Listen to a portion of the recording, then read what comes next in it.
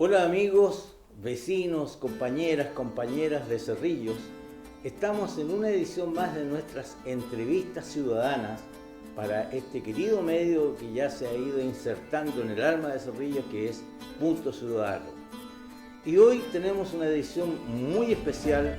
Nos sentimos tremendamente honrados de tener en nuestras pantallas nada más y nada menos que al embajador de Cuba en Chile, el compañero, y permítame la franqueza, el compañero Óscar Cornelio Oliva, quien ha accedido a entregar una entrevista para nuestras entrevistas ciudadanas en Punto Ciudadano. Está con nosotros para conversar respecto de la situación que nos preocupa respecto a Cuba y por la cual en Cerrillos hemos iniciado una campaña de recolección de alimentos de 1 tonelada que esperamos completar a la brevedad. Bienvenido a nuestras pantallas, compañero embajador. Muchas es gracias. Un honor. Muchas gracias a ustedes por darme un espacio para expresarnos y llevar un poco la verdad de Cuba a la masa, al pueblo, a la gente que es trabajadora de Chile y que se sacrifica todos los días. Ahí nos interesa mucho llevar la verdad de Cuba y por eso le agradecemos mucho el espacio. Perfecto. En este sentido, queremos destacar frente a nuestros auditores y al compañero embajador el agradecimiento para nosotros el ser considerados como un medio al cual se le entregan opiniones, se le entrega una entrevista, dado que en el contexto mundial nos encontramos con que los medios están absolutamente cooptados por el poder del imperialismo y del neoliberalismo. Así que eso es nuestro primer agradecimiento, señor embajador, por esta deferencia con nosotros. Una de las primeras misiones, de las primeras tareas que tiene nuestra embajada es explicar la realidad cubana, es vencer el cerco informativo y las manipulaciones que se han hecho durante muchos años y que en estos momentos se acrecientan sobre lo que pasa en Cuba, sobre lo que sucede en Cuba. Y con esas manipulaciones lo único que hacen es tratar de justificar la agresión al país, la hostilidad que se aplica injusta e ilegalmente contra nuestro país, justificar el bloqueo económico, por ejemplo. Entonces, que nos den una posibilidad de explicarle esto a los chilenos, a las poblaciones, es algo que nos satisface y que en realidad somos nosotros los que estamos agradecidos por cumplir esa tarea. En ese contexto, y dado que todos sabemos que desde el 22 de enero Estados Unidos decretó este embargo petrolero, desde enero, ¿cierto? Acrecentó, digamos, todo el embargo, pero impidiendo que otros países colaboraran con petróleo. Y desde ahí el cerco se ha ido ajustando, pero a la vez que creció la presión norteamericana, también ha crecido la solidaridad en el mundo. Y en eso se enmarca lo que nosotros en Cerrillos estamos haciendo, pero hay que reconocer que en el mundo hay cientos y cientos de organizaciones que están ayudando al pueblo cubano. En ese sentido, embajador, ¿cómo siente el pueblo cubano esa ayuda, esa confraternización que se ha ido produciendo más bien de pueblo a pueblo que de gobierno a gobierno? Bueno, es importante un poco poner en contexto esta palabra, el bloqueo, y que en algunos medios de Estados Unidos le llaman embargo. El bloqueo es una serie de leyes, de regulaciones establecidas desde 1962 para impedir el desarrollo económico de Cuba. En estos momentos se constituye en el principal obstáculo del desarrollo económico del país. Esta más de 65 años de sanciones ha ido escalando paulatinamente y ha llegado a puntos extremos hasta convertirse en un bloqueo extraterritorial. Quiere decir que no es solo contra Cuba, sino contra aquellos terceros países que negocian con Cuba.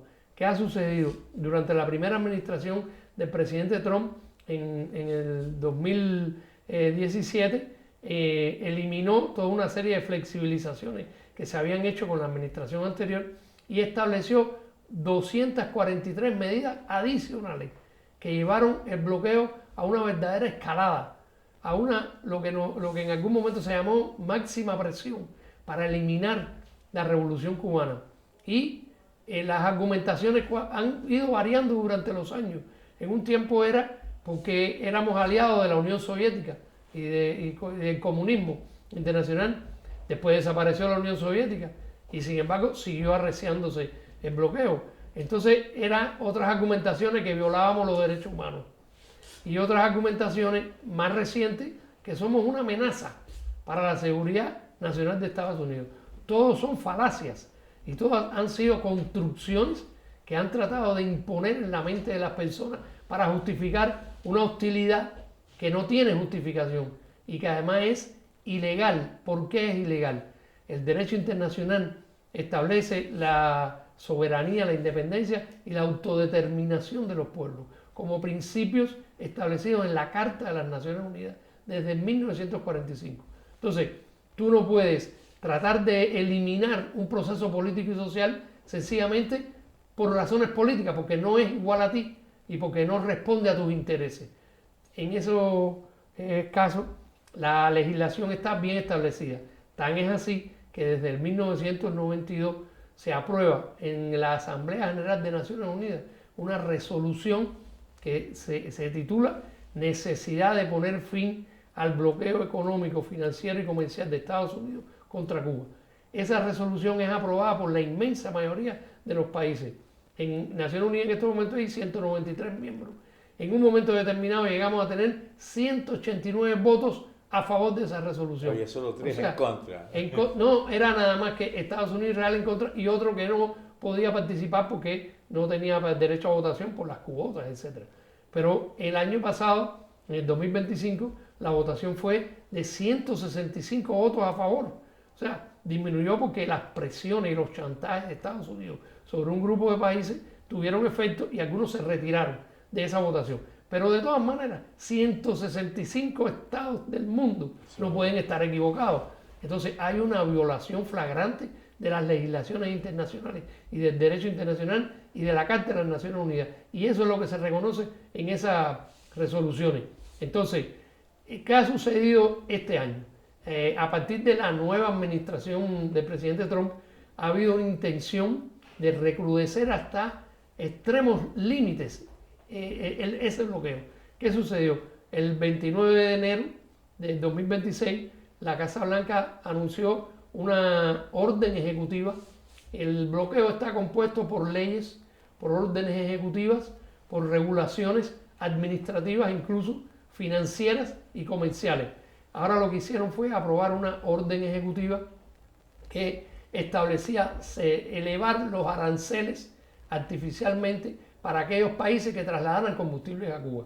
Entonces, los países que trasladaban combustible a Cuba en ese momento dejaron de hacerlo, porque no podían poner a sus economías, que no tienen parte en este asunto, a expensa de una sanción arbitraria como esta por parte de Estados Unidos.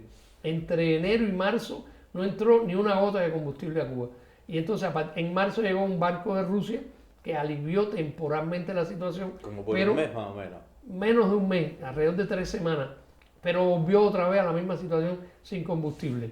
Entonces, esa orden ejecutiva fue un ataque directo al funcionamiento de la economía. Porque una economía sin que entre combustible del exterior, como la cubana, afecta el transporte público, afecta a los hospitales, afecta a la generación eléctrica, afecta a las escuelas, la producción nacional, incluso los alimentos, los tractores para poder producir alimentos en la agricultura. Entonces fue algo realmente brutal. Pero cuando ya pensábamos que habían alcanzado el límite máximo, inventaron una nueva orden ejecutiva que fue aprobada el 1 de mayo de este año. Esa nueva orden ejecutiva es muy peligrosa para el mundo. ¿Por qué? Porque establece un precedente en las relaciones internacionales al aplicar sanciones secundarias. ¿Qué significa eso? No eran sanciones directas contra Cuba, sino contra terceros países que negociaran con Cuba.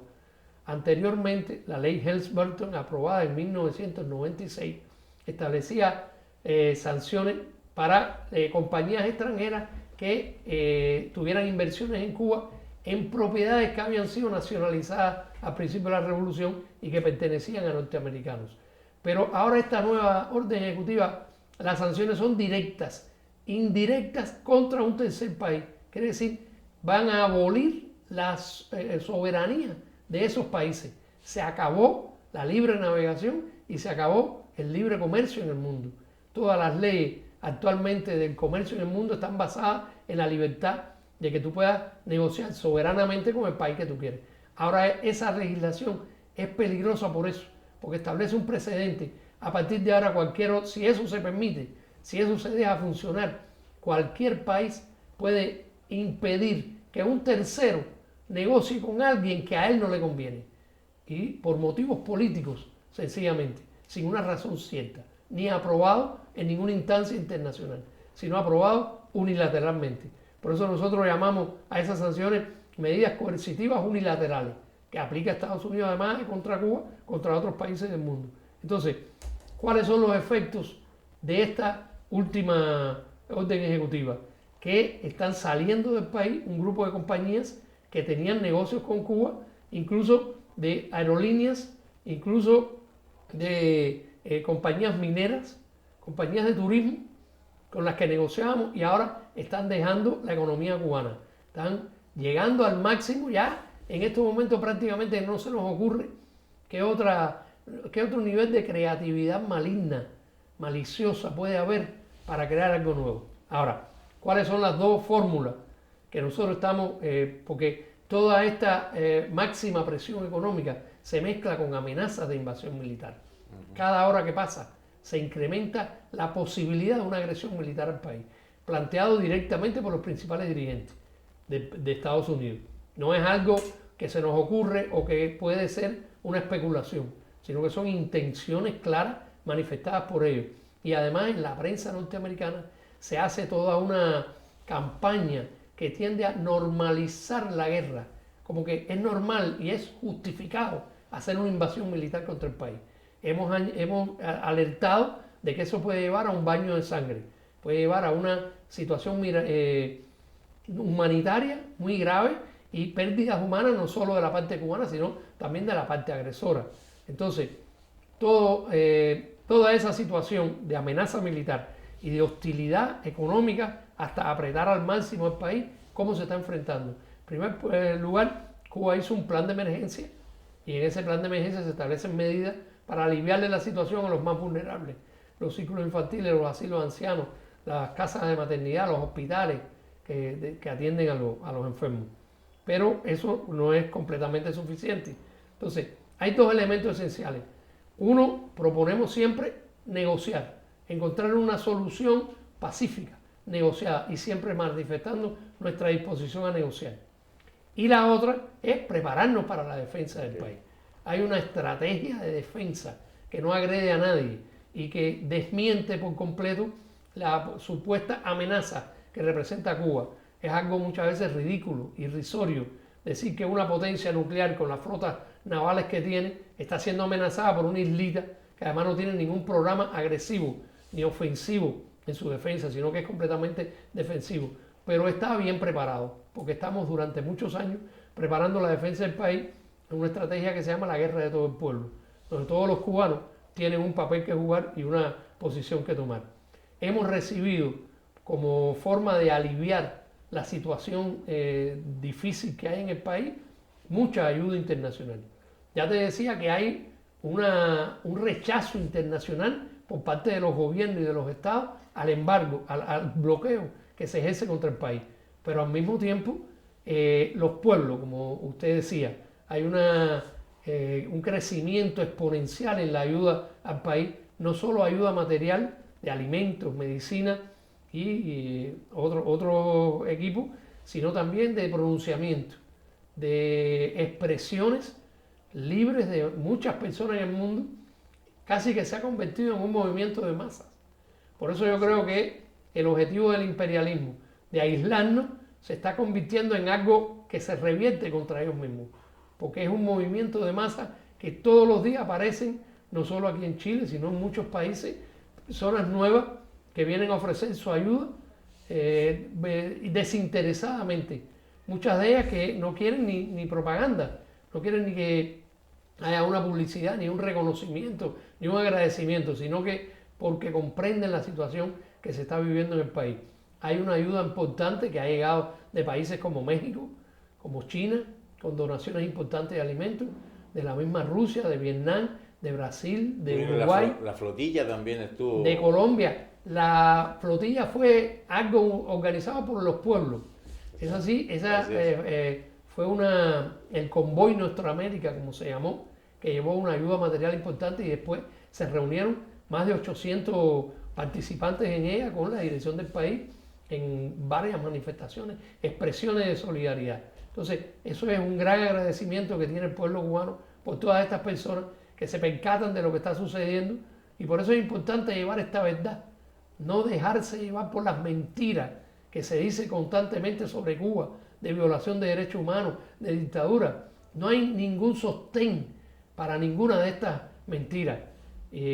Son múltiples las denuncias que se hacen que no tienen posibilidad de mostrar nada real en lo cual basarse. Entonces se tienen que basar en mentiras, en manipulaciones. Y podemos estar hablando sobre esto horas para explicar aspectos específicos que desmienten constantemente cada una de estas mentiras. Y lo que hacemos casi siempre es un llamado a que busquen medios oficiales cubanos, que no son solo institucionales, sino que también son de la expresión del pueblo cubano. Y en eso es lo que estamos trabajando ahora. Embajador, yo creo que, y es lo que nos sorprende gratamente, porque frente a una revolución socialista que ha tenido innumerables problemas generados, ¿cierto?, por el bloqueo y posteriormente el embargo y todas las acciones que realiza Estados Unidos. Sin embargo, Cuba mantiene, y en eso nuestros televidentes están de acuerdo con nosotros, ha tenido un crecimiento en términos de medicina, en términos de educación, en términos de deporte, tremendamente importante. La educación, fundamentalmente, y recordamos en este aspecto que grandes líderes como Ho Chi Minh, Nelson Mandela, Salvador Allende, nuestro Salvador Allende, José Martí, obviamente, en Cuba, inclusive lo que después el comandante Fidel hizo en materia de, o dirigió en términos de alfabetización. Entonces, para nosotros es muy impactante, puesto que Cuba con todas sus dificultades ha mantenido altos niveles de educación, cuando en nuestros países, que se supone libres, ¿cierto?, y entregados a la libertad de usted elegir dónde educa a sus niños, y nuestras escuelas muchas veces no tienen recursos, no tienen ni siquiera los vidrios y ahora se pretende quitarles alimentos a los chicos. Entonces, nos llama la atención de qué manera hoy, ¿cierto?, Cuba puede mantener ese alto estándar, cómo protege a sus niños para que sigan desarrollándose y teniendo esta herramienta que fue definida por todos los grandes pensadores como herramienta de liberación. Educación es liberarse. Mire, muchas veces nos hacen estas preguntas, ¿no? Porque parece una contradicción, con tantas restricciones, con tantas carencias diarias que se mantienen durante muchos años. ¿Cómo es posible que la gente siga resistiendo? ¿Cómo es posible que sigan apoyando a la revolución? Eso es algo muy curioso. La idiosincrasia del pueblo cubano, la nacionalidad cubana, nació durante las luchas de independencia del siglo XIX. Entre 1868 y 1878 se desarrolló la Guerra de los 10 años, que llamamos, dirigida por Carlos Manuel de Céspedes, que llamamos el padre de la patria. Y posteriormente, en 1895, se inició lo que José Martí llamó la guerra necesaria contra España, ambas contiendas. Entonces, en el medio de esas contiendas fue donde surgió la nacionalidad cubana. Hasta ese momento, muchos de los criollos que provenían de España se sentían españoles, pero a partir de esas luchas, donde se interrelacionaron varias razas, porque la mayoría eran blancos, pero había negros esclavos que fueron liberados para ir a la guerra, y además chinos y de otras nacionalidades. Y se formó, alguien hablaba de un crisol, donde surgió esa esa forma de ser. Y esa forma de ser es rebelde, porque no se deja avasallar por ninguna potencia exterior. Entonces, la guerra con España fue muy dura. España llegó a tener hasta 300.000 soldados sobre las armas en Cuba, porque ya el resto de América Latina se había liberado, y en las guerras que hubo durante las primeras partes del siglo XIX, ya España las había desechado, concentró todo su potencial militar en esa guerra de independencia en Cuba, y al final perdió. Los mambises ganaron la guerra, pero intervino Estados Unidos en 1898, y hasta 1959 no se pudo declarar la verdadera independencia del país. Entonces, en el 1959 lo que hizo la revolución fue poner al hombre en el centro y llevar todas esas temas, la educación, la cultura, la salud, a las grandes masas del país. Y la gente comprendió lo que era la revolución. Y entonces, más del 70% ya de la población de Cuba nació después de esa revolución. Entonces, estamos muy agradecidos constantemente de todo lo que se ha logrado. Y no se ha logrado más precisamente por el bloqueo.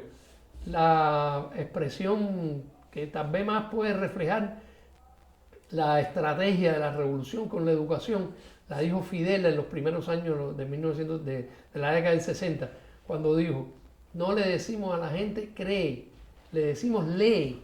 O sea, la educación permitía a la gente crear sus herramientas para comprender el mundo en que estaba viviendo, para que no se dejaran confundir.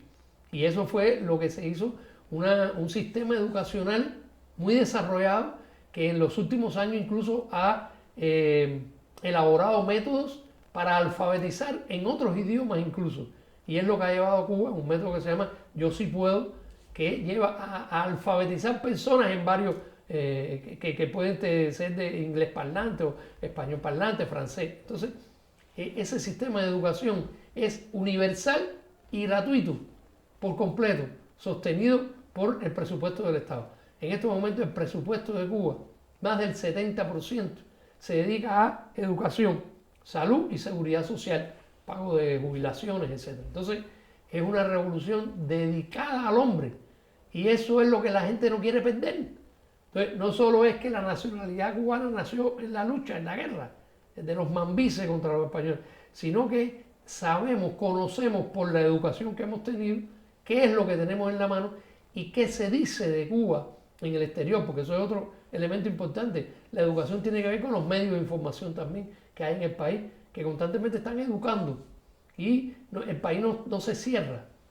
Es curioso, es interesante leer la historia, porque Cuba es un archipiélago, con una isla grande en el centro. Entonces, hay algunos que han interpretado como que la insularidad es aislamiento, y es todo lo contrario. Varios sabios cubanos del siglo XX que estudiaron la formación de la nacionalidad explicaban cómo la insularidad te hace ser universal, porque no tiene fronteras directas con otros estados, con otros países, sino que todo el mundo puede entrar o puede salir por las costas. No sientes que te tienes que estar defendiendo en tu frontera. Y no solo que no te estás defendiendo, sino que te entra la influencia extranjera, y además tú puedes aportar la influencia hacia el exterior. O sea, es un principio importante de la formación de la raza, de las nacionalidades. Entonces, eso ha pasado con Cuba también. Entonces, sabemos lo que tenemos, sabemos de dónde venimos, y sobre todo sabemos lo que queremos, porque hay una estrategia, hay un proyecto social que se fijó en la Constitución cubana del 2019, aprobada por más del 86% de los votos válidos. Entonces, si tú sabes de dónde vienes, sabes lo que tienes y sabes a dónde quieres llegar, no tienen por qué imponerte desde el exterior una visión diferente. ¿Qué es lo que nos quieren vender? La democracia de Estados Unidos, que tiene tantos problemas actualmente, está tan cuestionada, no solo por el mundo, sino por ellos mismos internamente. Entonces, no queremos que nos impongan nada. Y eso es lo que están buscando.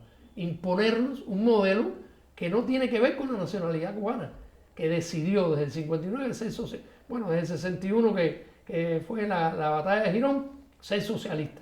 Y eso es lo que está refrendado en nuestra Constitución.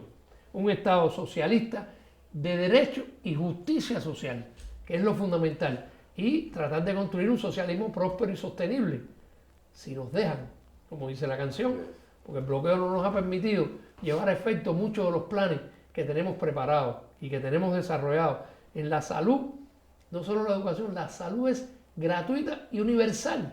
A usted no le preguntan cuando va a un hospital si defiende o no a la revolución o si está de acuerdo o no con Fidel Castro. De hecho, perdóname la interrupción, pero hubo grandes personajes de derecha aquí en Chile que fueron a Cuba porque necesitaban atención para sus hijos.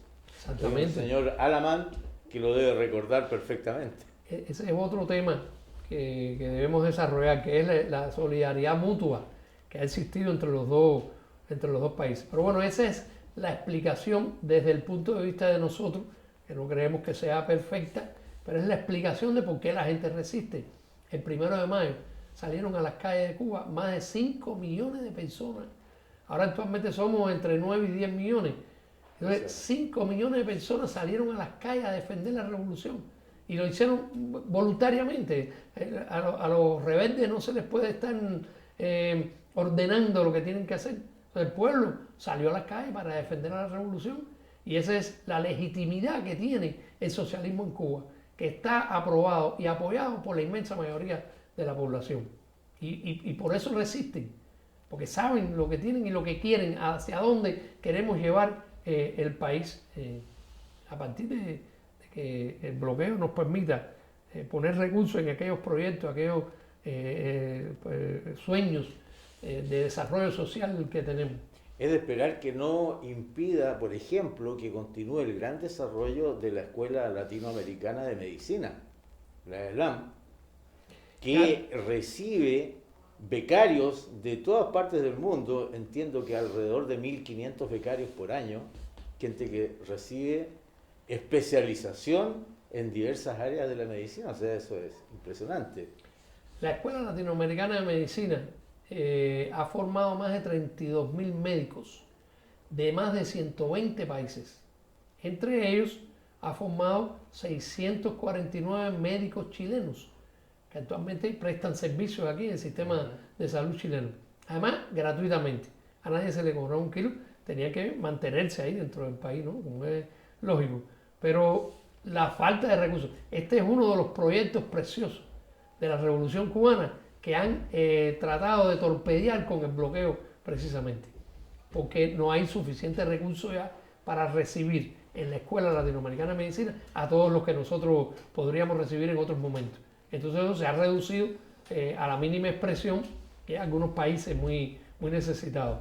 Por eso es que, sin embargo, no solo en medicina, sino que en otras carreras, en otras especialidades también ha habido enseñanza gratuita en Cuba, no solo para los cubanos, sino también para los extranjeros que lo necesiten. Hace poco nos encontramos con un grupo de chilenos que estudió educación física, se hicieron licenciados de educación física en Cuba, de forma gratuita también.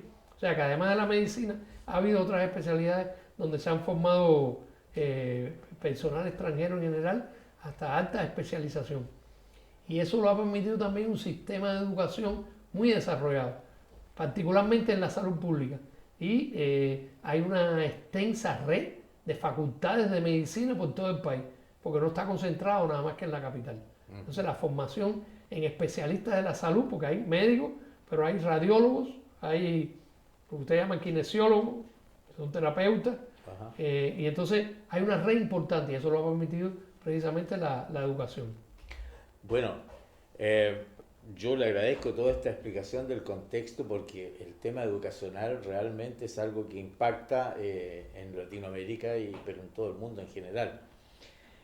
Recordamos que durante la pandemia Cuba fue uno de los primeros países que mandó ayuda a los europeos. Italia, sin ir más lejos. Y África. Sí, pero yo creo que llega el momento de ir cerrando nuestra conversación, embajador, en algo que nos preocupa, porque evidentemente que hoy en día muchos personeros norteamericanos, como usted mencionaba, abiertamente expresan su voluntad de poder capturar la isla y transformarla en un nuevo estado norteamericano, al modo lo mismo que pretenden hace mucho tiempo con Venezuela.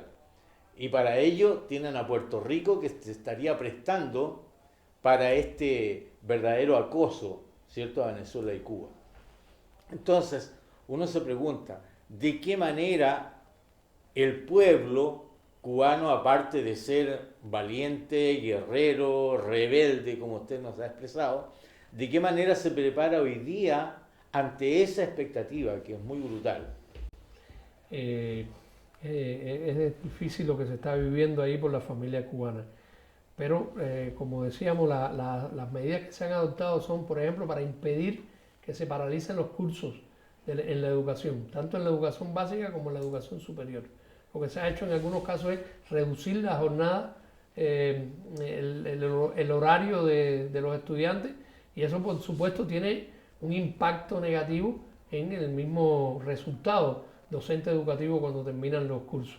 Pero no se ha impedido que sigan adelante los cursos.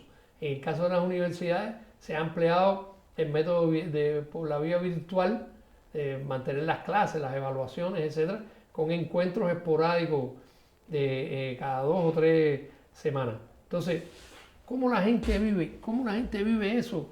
Es un aspecto esencial, porque a nosotros nos interesa mucho que no solo sea una expresión institucional oficial del embajador o de un funcionario cubano, del presidente cubano, del canciller, que hablan constantemente en las redes sociales al respecto, sino que sean las personas. Entonces, varios medios, amigos aquí en Chile, han ido al país, han estado allá y han entrevistado en la calle a las personas hablando. Y muchas personas, la inmensa mayoría, no quiere que haya una invasión, ni quiere que haya una operación militar contra el país. Muy recientemente, un nuevo paso, un nuevo escalón en esta escalada contra Cuba fue la acusación formal en un tribunal del sur de Florida del general de ejército Raúl Castro Ruz, líder de la Revolución Cubana. Entonces, esto buscaba eliminar un símbolo, desprestigiarlo, pero lo que ha conseguido es todo lo contrario.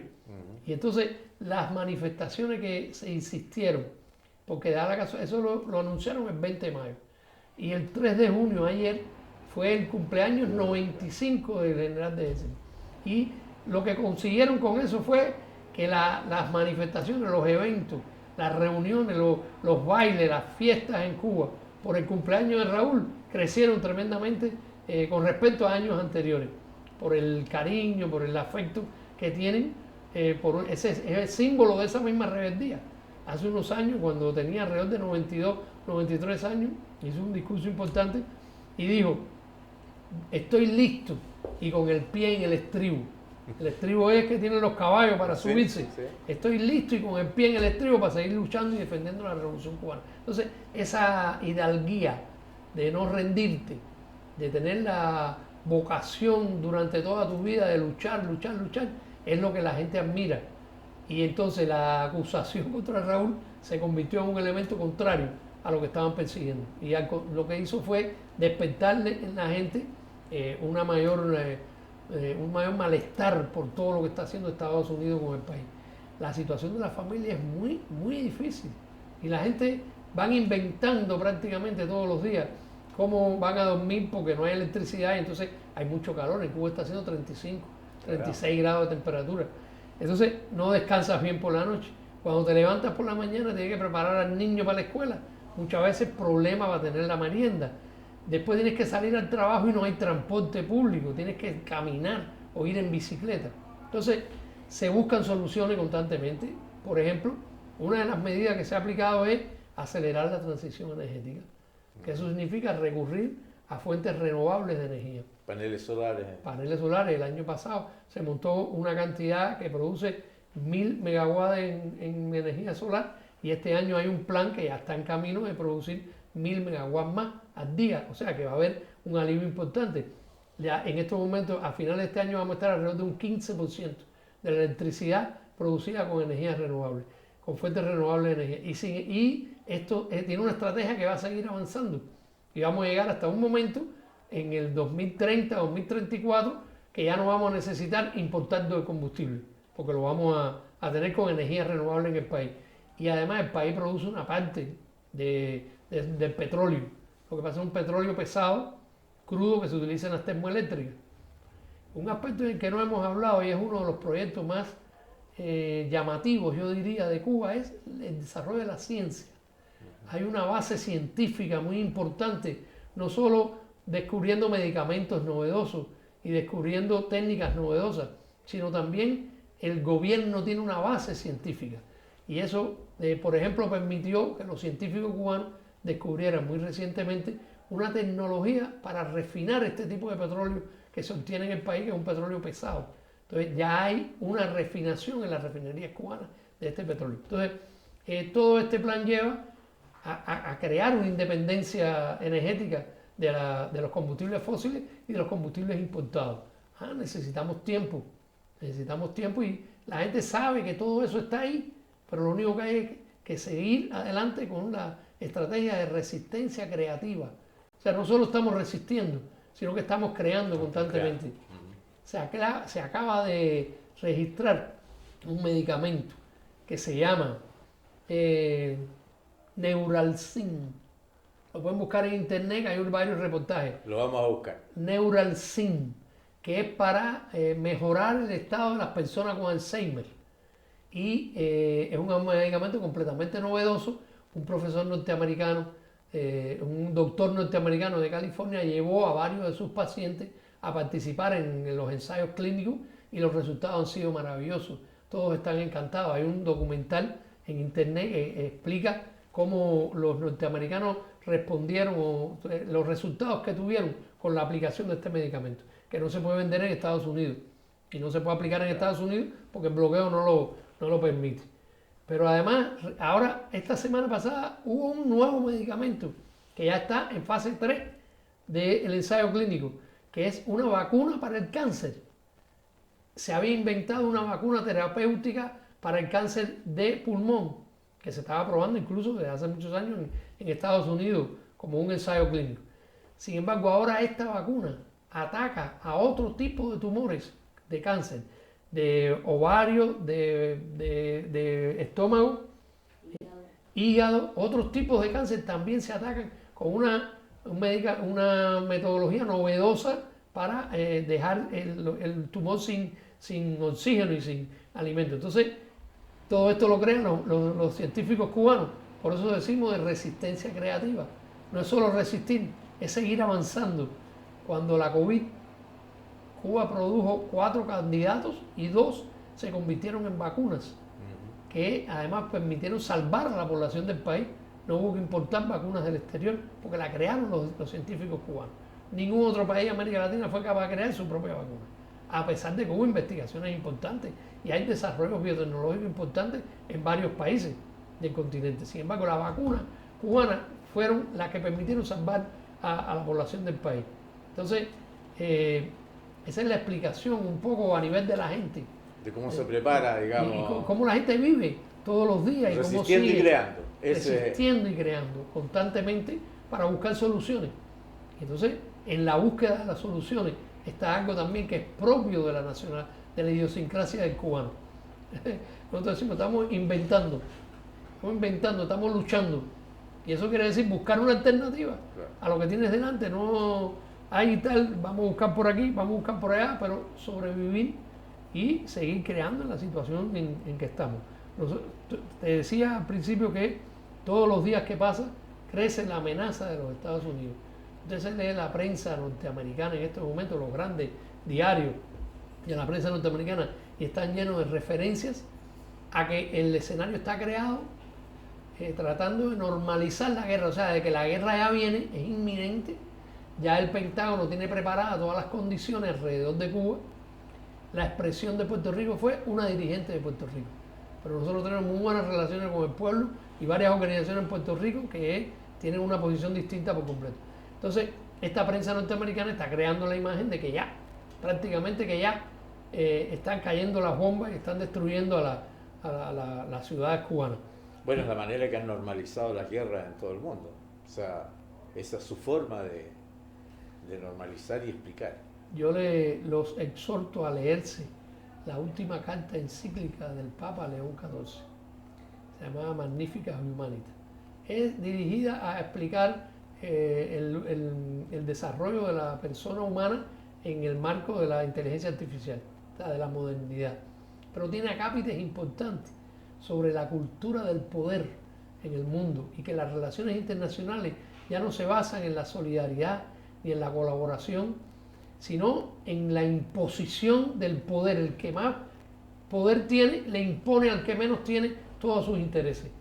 Y aparte de eso habla de la normalización de la guerra, como forma que han buscado los poderosos de hacer ver de desarmar, de desarticular la resistencia. Porque bueno, no tienes nada que hacer, ya todo está decidido, nosotros somos los dueños del mundo y por tanto nadie nos va a frenar y nadie puede impedir que impongamos nuestra voluntad al resto de los países. Y en esa encíclica, Carta Encíclica, hay una crítica importante a todo eso que está sucediendo en el mundo. Vamos a ayudar a difundir la encíclica del Papa.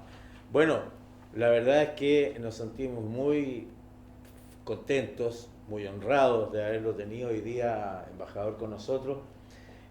Nos ha acercado de una manera muy real a lo que ocurre hoy día en Cuba y nos ha acercado mucho más a lo que es la patria de Martí, la patria de Fidel, la patria del Che. Puede usted contar con nosotros, esta pequeña comunidad de Cerrillos que está en una campaña para juntar 1 tonelada de alimentos y que va a seguir junto a ustedes mucho más allá solamente de esa campaña. Esa campaña es, lo dijeron otras compañeras y compañeros, es apenas el inicio de lo que vamos a hacer. Así es que le agradecemos, embajador, que haya estado con nosotros, ha sido un verdadero placer. En lo personal estoy muy contento, me falta solamente el viaje a Cuba, ya lo haré. Es importante. Es importante. Así es que eso sería, embajador. Muchísimas gracias por haber estado con nosotros. Un placer. Muchas gracias a ustedes. Bueno, con esto nos despedimos. Ha sido un grato momento con el embajador Óscar Cornelio Oliva, quien ha estado con nosotros, y será hasta una próxima oportunidad. Chao, amigos.